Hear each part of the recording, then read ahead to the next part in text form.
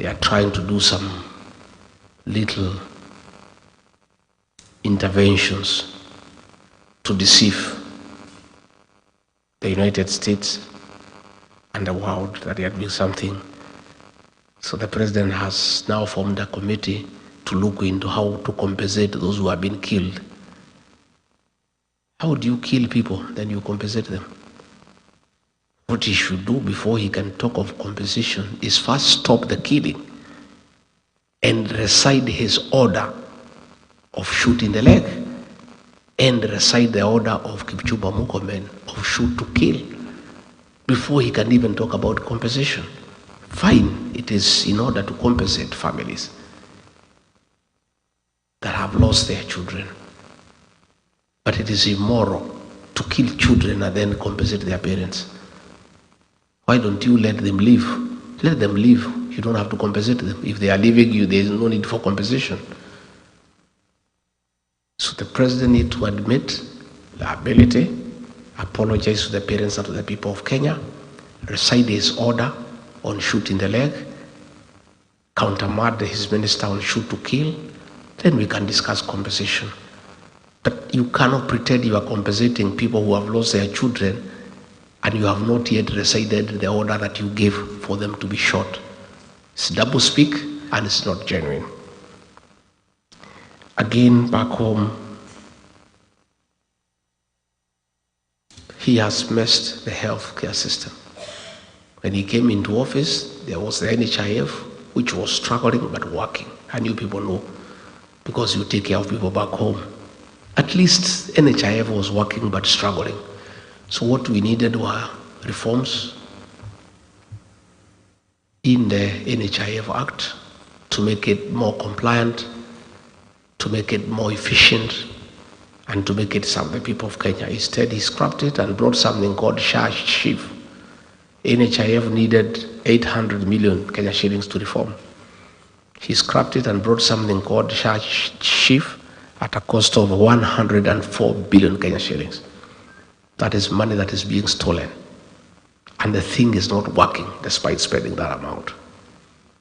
As we speak yesterday, the private hospital said that all government employees will have to pay cash in advance because SHA is not working.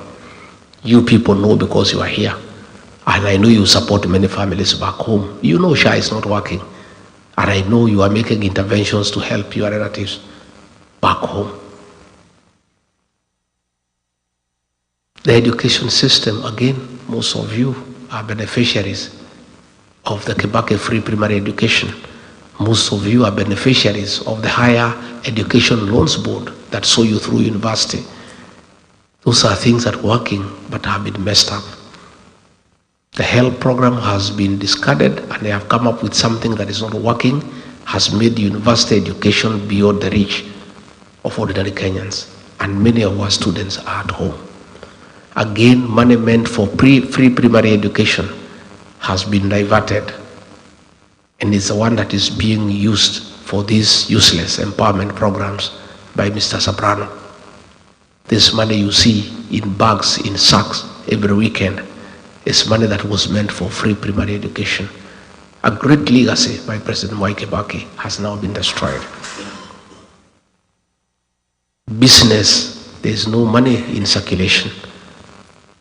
If you go to Nyamakema, if you go to Taveta Road, if you go to River Road, before getting a shop there, you needed to pay goodwill about 20 million Kenya shillings. Today, all the shops have been closed. If you want a shop, nobody asks you for goodwill. The owner of the shop will tell, take it up, pay me rent or whatever you can afford. There's no money in circulation. Business people who have done business with the government have not been paid. Pending bills in excess of Kenya shillings 900 billion have not been paid. William Ruto would prefer to do new projects so that he can negotiate commissions with the new suppliers and new contractors. So that is the situation back home. When I was in office, I had a very good program on fighting illicit brews and alcoholism and drug abuse. And I was dealing with the policy level of stopping illicit brews being available in the market. And we had succeeded in getting our young people back home to start families and to be productive. And Pastor Dorcas will deal with the ones who are already addicted by having rehabilitation programs. All that was sabotaged.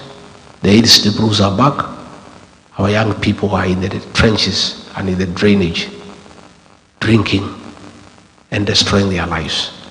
There's nobody to deal with the ones who are addicted, to assist our children who are suffering from drug abuse. So in a nutshell, we have that challenge, but the Kenyan people have realized their mistakes. We were deceived and duped in electing a man who came with the Bible and said he is born again. They trusted him. He said he'll put money in their pocket. Instead of putting money in the pocket, he removed the little that was there. Nothing works. The country is almost grinding to a halt. They are saying that I'm here in America talking ill of my country. I'm not talking ill of my country. I'm just talking the truth. And I'm not saying Kenya is bad. Kenya is a beautiful country with good people, but we have poor leadership. We are here talking about poor leadership. We are not castigating Kenya as a country. That is our country. And we are only talking because we love our country. We are saying the problem of Kenya is not Kenya. It's not Kenyans. It's not the air. It is poor leadership, and that is what we need to fix. So the Kenyan people have made an informed decision that the constitution allows the president to go up to 2 terms. The first term, 5 years, which is a contract, is a social contract with the people of Kenya, subject to renewal on performance or termination on non-performance, period. And the people are saying that 1 term is enough. We are not going to renew the contract, we are going to terminate it. And that is why they are saying it's 1 term. I have seen his people crying all over, oh no, Kibaki did 2 terms, Uhuru did 2 terms, even as we must do 2 terms. There is no way the constitution says there is a must. It is subject to renewal or termination on performance or non-performance. William Ruto has failed to perform. He has messed the country, he has messed the economy, he has killed children, he has messed our relations with the neighboring countries, and the people of Kenya are saying, in view of the fact that you have failed to live up to our expectations, you have messed our country, we have a right as the people of Kenya, in accordance with the constitution, to terminate the contract we had.